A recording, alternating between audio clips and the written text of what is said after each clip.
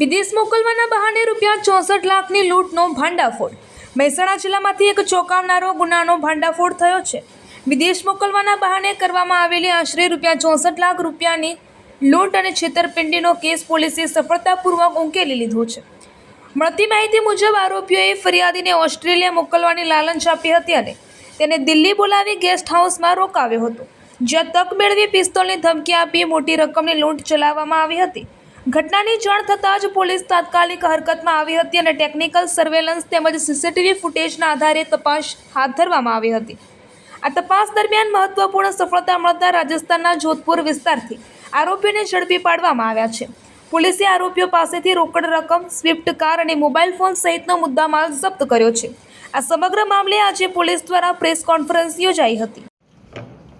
ગઈ તારીખ 19/4/2026ના રોજ વસઈ પોલીસ સ્ટેશનની હદમાં હાઈવે ઉપર જ એક રાધે ગેસ્ટ હાઉસ આવેલું છે।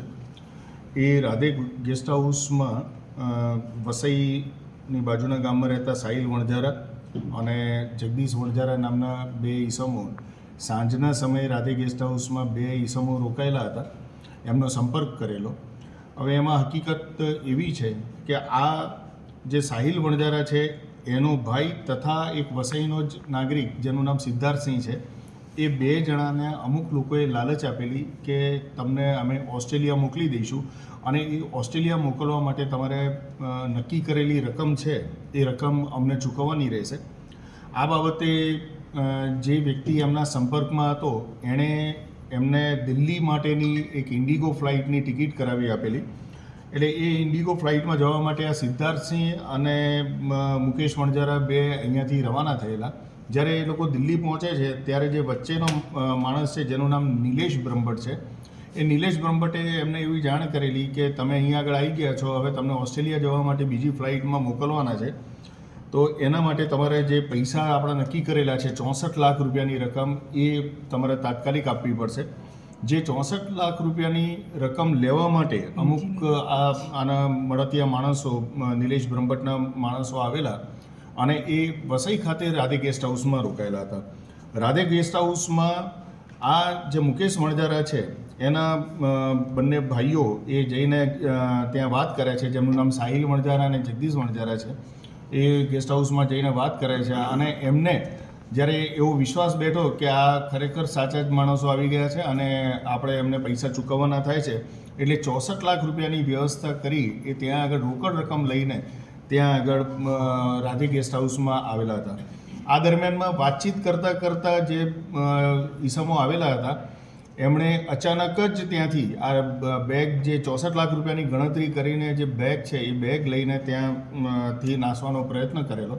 એ જ્યારે બેગ લઈને ભાગતા હતા એ દરમિયાનમાં એમની પાસે એક પિસ્ટલ જેવું હથિયાર હતું। એ હથિયારથી ધમકી આપેલી કે જો તમે અમારો પીછો કરશો તો અમે તમને ફાયર કરીશું। એક બીજી સ્વિફ્ટ ડિઝાયર ગાડી કે જે અગાઉથી જ એમની સ્ટ્રેટેજી મુજબ આગળ ઊભેલી હતી, જે હોટલ ગેસ્ટ હાઉસની સીડીની નજીક જ હતી, ત્યાં આગળ તરત જ એના દરવાજા ખુલ્લા રાખી એમાં આ બેસી આ ચારેય સમો ત્યાંથી ભાગી ગયેલા। આ બનાવની જાણ જેવી સ્થાનિક પોલીસને થયેલી એટલે સ્થાનિક પોલીસે તરત જ એના સ્થળની મુલાકાત કરી અને જે બનાવ બનેલો છે એની સચોટતા તપાસેલી। જે અમારી મહેસાણા જિલ્લાની લોકલ ક્રાઇમ બ્રાન્ચ છે એ સ્થળ ઉપર આવી જતા અને ગુનાની આ જે ગંભીરતા છે એને જાણી અને ગુનો શોધવાના એમાં આરોપી કોણ સંડોવાયેલા છે એ દિશામાં તપાસ એમણે હાથ ધરેલી। એમાં એવું જાણવા મળેલું કે જે સ્વિફ્ટ ડિઝાયર ગાડી છે એ સ્વિફ્ટ ડિઝાયર ગાડી સીસીટીવીમાં જ્યારે એ દેખાય છે તો એમાં કોઈ નંબર પ્લેટ એની હતી નહીં, પરંતુ એનું એક સેફ્ટી ગાર્ડ લાગેલું હતું। એ સેફ્ટી ગાર્ડના ઓળખના આધારે જ બીજા આગળના જે સીસીટીવી કેમેરાસ છે એ ચેક કરવાનું ચાલુ રાખેલું। ઊંઝા ખાતે જ્યારે આ લોકો પહોંચ્યા અને ઊંઝા કોઈક જગ્યાએ એમણે 64 લાખ રૂપિયાની જે રકમ છે એ મેળવેલી, એમાં અલગ અલગ જે એમની સાથે સંડોવાયેલા ઈસમોના હતા એમની પાસે ભાગ પાડેલા પૈસાના અને ત્યાંથી એ રવાના થયેલા। અને ઊંઝા ખાતે જ આ જે સ્વિફ્ટ ડિઝાયર ગાડી છે એમાં એક નવી નંબર પ્લેટ લગાડવામાં આવેલી। એ નંબર પ્લેટ આધારે એનો સતત પીછો કરતા બધા સીસીટીવી ચેક કરતા બનાસકાંઠાની હદમાં જે રાજસ્થાન બોર્ડર છે ત્યાં આગળ જઈ ત્યારે ખબર પડેલી કે એની ઓરિજિનલ નંબર પ્લેટ આ છે અને એ નંબર પ્લેટ આધારે એનું વેરિફિકેશન કરેલું. એ વેરિફિકેશનમાં અમને જાણવા મળેલું કે એ ગાડી રાજસ્થાન પાસિંગની ગાડી હતી અને આ ગુનો કરવામાં વાપરવામાં આવેલી હતી. અને એના જે માલિક છે એ માલિકની ખાતરી તપાસ કરતાં અમને એવું જાણવા મળેલું કે આ ગુનામાં એક વિશનસિંહ ભંવરસિંહ રાઠોડ નામનો વ્યક્તિ, ભાવેશ ઘનશ્યામભાઈ વાળંદ, પપ્પારામ ઉર્ફે પપ્સા ચૌધરી જે જોધપુર રાજસ્થાનનો રહેવાસી છે, નરેન્દ્ર ઉર્ફે નવીન ટીકુરામ ચૌધરી જે પણ રાજસ્થાનનો રહેવાસી છે, મનોહરરામ ઉર્ફે મનોજ અંબારામ લખાણી એ રાજસ્થાનનો રહેવાસી છે, યશ પટેલ નામનો માણસ જે આણંદનો વતની છે પણ હાલમાં એ મલેશિયા છે અને મલેશિયાથી જ આ રીતે આ છેતરપિંડીનો આખો આ ઓર્ગેનાઇઝ કરતો હતો. અને નિલેશ બ્રહ્મભટ્ટ કે એ પણ હાલ મલેશિયા છે.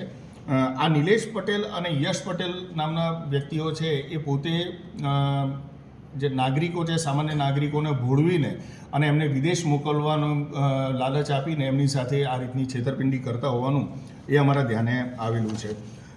આ ગુનામાં જે આરોપી છે એ આરોપીઓ 2021માં એમના વિરુદ્ધ સયાજીગંજ પોલીસ સ્ટેશનમાં ગુનો નોંધાયેલો છે, 2023માં મહેસાણા શહેરમાં ગુનો નોંધાયો છે, 2024માં મહેસાણામાં ગુનો નોંધાયો છે, 2023માં ગાંધીનગર ઇન્ફોસિટી પોલીસ સ્ટેશનમાં ગુનો નોંધાયેલો છે અને નવરંગપુરા પોલીસ સ્ટેશનમાં પણ ગુનો નોંધાયેલો છે.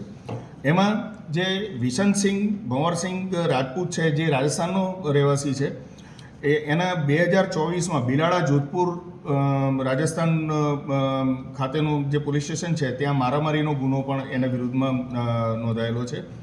અને 2022માં એનું ગોપાલગંજ જોધપુર પોલીસ જિલ્લાનું જે પોલીસ સ્ટેશન છે ત્યાં આ ગુનો નોંધાયેલો છે.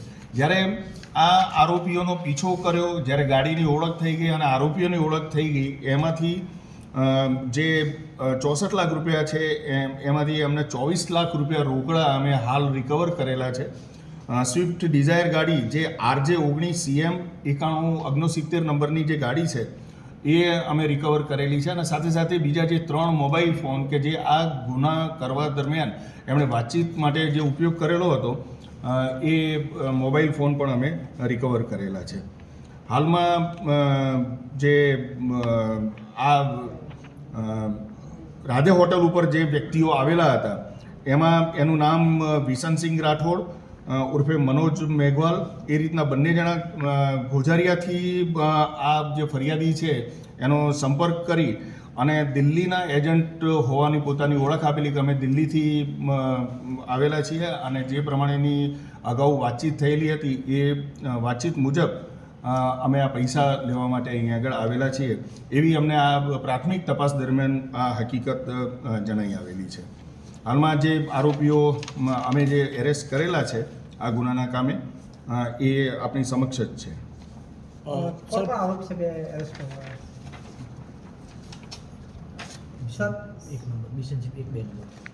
આમાં જે હાલમાં જે અમે આરોપીઓ પકડાયેલા છે એમાં વિશનસિંહ ભંવરસિંહ રાઠોડ જે રણસીગામ બિલાડા તાલુકાનું ગામ છે ત્યાંનો છે અને ભાવેશ ઘનશ્યામભાઈ વાળંદ જે વિઝા કન્સલ્ટન્સીનું કામ કરતો હોવાનું એણે જણાવેલું છે. એ વડોદરાનો છે અને મૂળ વતન એનું સોખડા જિલ્લો વડોદરાનો છે એવી હકીકત અમારી પાસે. આ સમગ્ર નેટવર્ક મલેશિયાથી ચાલતું એવું સામે આવી તપાસમાં? આમાં પ્રાથમિક દ્રષ્ટિએ જ્યારે પણ આ જે બે વ્યક્તિઓ છે જે નિલેશ બ્રહ્મભટ્ટ એ નિલેશ બ્રહ્મભટ્ટ આખું આ નેટવર્ક મલેશિયાથી ચલાવતો હોવાનું અમારા ધ્યાને આવેલું છે.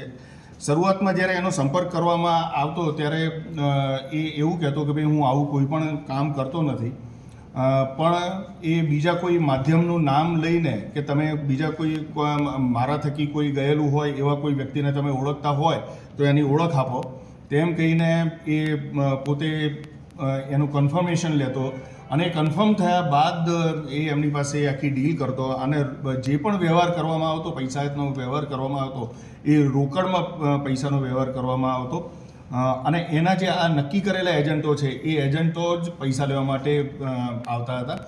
કોઈ આંગળીયા પેઢી અગર કોઈ બેંકમાં કે એ રીતનો કોઈ પણ વ્યવહાર કરવામાં આવે. સર આના અત્યાર સુધી કેટલા લોકો ભોગ બને છે? તપાસમાં કેટલા સમય આવે છે?